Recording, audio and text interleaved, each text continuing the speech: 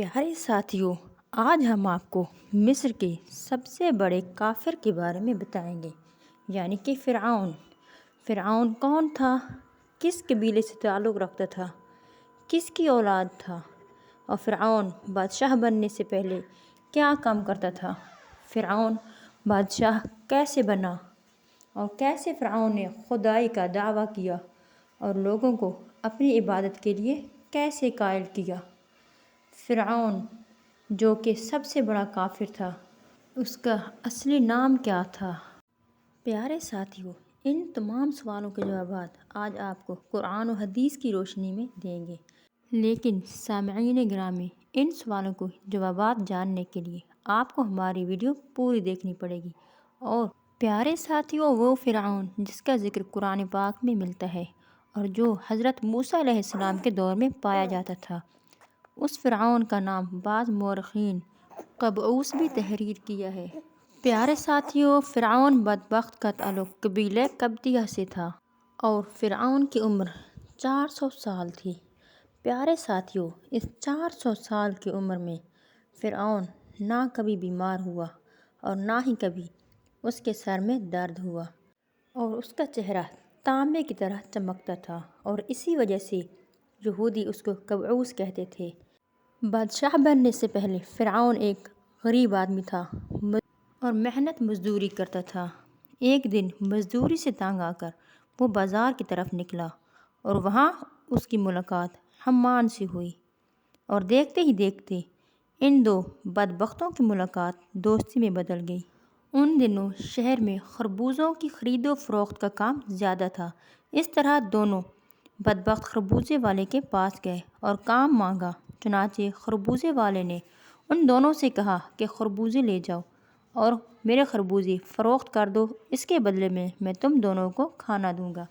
دونوں پھر شہر کی طرف نکل پڑے خربوزے بیچنے کے لیے۔ جب شہر گئے تو وہاں کے تاجروں نے کہا کہ ہم تو ادھار لیں گے، اور جب خربوزے فروخت ہو جائیں گے تو پھر ہم اس کی قیمت ادا کریں گے۔ چنانچہ فرعون ان کو خربوزے دے کر واپس آیا تو پھر خربوزوں کے مالک سے کہا کہ مجھے یہ کام پسند نہیں آیا، اب میں کوئی اور کام کروں گا۔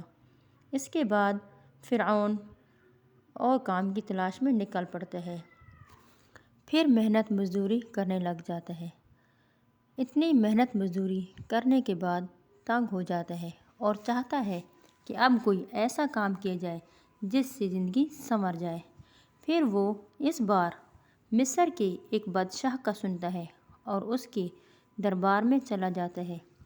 مصر کے دربار میں جانے کے بعد وہ وہاں کے بادشاہ کے آگے گڑ گڑاتا ہے اور کہتا ہے کہ بادشاہ سلامت، میں ایک غریب آدمی ہوں، مجھے اپنی سلطنت میں رکھ لیں، کوئی کام دے دیں جس سے میرا گزر بسر ہو جائے۔ سلطنت کا بادشاہ پوچھتا ہے کہ بتاؤ بھلا تمہیں کیسا کام چاہیے؟ اس پر فرعون کہتا ہے کہ مجھے مصر کے قبرستان کا داروغہ بنا دیں، اور جب بھی مصر میں کسی کو دفن کیا جائے گا تو اس کے بدلے میں سکے لوں گا، سونے کے سکے لے کر کچھ آپ کو دوں گا اور کچھ اپنے پاس رکھوں گا۔ یہ سن کر سلطنت کا بادشاہ اسے قبرستان کا داروغہ بنا دیتا ہے۔ پھر کیا ہوتا ہے کہ آہستہ آہستہ اس کے پاس سونے کے سکے آنے لگ جاتے ہیں، جن میں سے وہ کچھ حصہ سلطنت میں دیتا ہے، اور سلطنت کا بادشاہ اس سے بہت خوش ہوتا ہے۔ پھر کیا ہوتا ہے کہ فرعون اپنے اس ملعون دوست حمان کو بھی اپنے پاس بلا لیتا ہے اور حمان کو ساری بات بتاتا ہے اور اس قبرستان کے پاس لے جاتا ہے۔ پھر کیا ہوتا ہے کہ ان دنوں میں مصر میں ایک وبا پھیل جاتی ہے اور بہت سے لوگ اس وبا کی وجہ سے مرنے لگ جاتے ہیں۔ ان کے مرنے کی وجہ سے فرعون کو بہت فائدہ ہوتا ہے، کیونکہ مردے کو دفنانے کے عوض وہ کچھ سونے کے سکے لیتا تھا، اور دیکھتے ہی دیکھتے فرعون کے پاس بہت سا خزانہ جمع ہو جاتا ہے۔ پھر کیا ہوتا ہے کہ اس خزانے میں سے کچھ حصہ وہ مصر کے بادشاہ کو دیتا ہے، اور بادشاہ اس کام سے بہت خوش ہوتا ہے۔ پھر دیکھتے ہی دیکھتے فرعون کے پاس بہت مال و دولت جمع ہو جاتا ہے، اور بادشاہ اس کو اپنا وزیر بنا لیتا ہے۔ بادشاہ کے زیادہ قریب ہو جاتا ہے فرعون۔ اس مال و دولت پاس آنے کے بعد فرعون کے دل میں آتا ہے کہ کیوں نہ خدائی کا دعویٰ کیا جائے اور لوگوں کو اپنی عبادت کے لیے مجبور کیا جائے۔ پھر فرعون اپنے دوست حمان سے کہتا ہے کہ کوئی تدبیر بتاؤ، ایسا طریقہ بتاؤ کہ یہاں مصر کے لوگ مجھے اپنا خدا مان لیں۔ اس پر حمان اس کو ایک مشورہ دیتے ہیں کہ مصر کے لوگوں کو لالچ دیا جائے۔ پھر فرعون بادشاہ سے گزارش کرتا ہے کہ 1 سال کے لیے مصر کے لوگوں کے تمام اخراجات میں پورے کروں گا۔ پھر وہ عوام میں بھی اعلان کروا دیتا ہے کہ 1 سال تک کھانا پینا ان کا فری اور ہر قسم کی سہولیات ان کو دی جائیں گی۔ اس پر عوام بہت خوش ہوتی ہے۔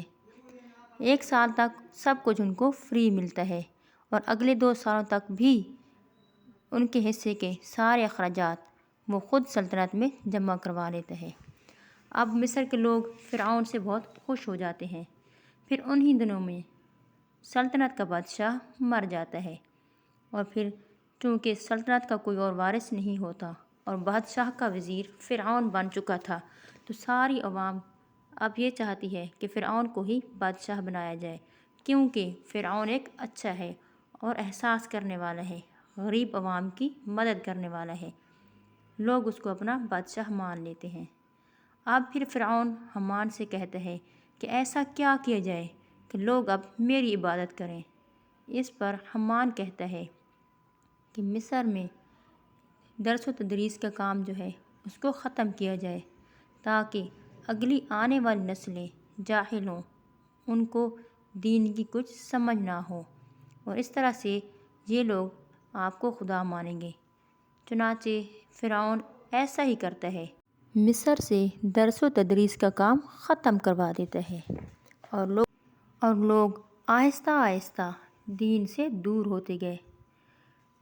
اس طرح سے لوگوں کو فرعون بت بنانے کا کہتا ہے اور کہتا ہے کہ بتوں کی پوجا کرو۔ کچھ ایمان والے تھے جو کہ خدا پہ ایمان رکھتے تھے اور وہ فرعون کو اپنا خدا نہیں مانتے تھے، لیکن کچھ تھے جو فرعون کو اپنا خدا مان بیٹھے۔ پہلے تو بتوں کی پوجا کرتے تھے، بعد میں فرعون نے فائدہ اٹھاتے ہوئے کہا کہ بت توڑ دی جائیں کیونکہ یہ بت کچھ نہیں کر سکتے، میں تمہارا خدا ہوں، اور اس طرح سے فرعون لوگوں کو اپنے تابع کر لیتا ہے۔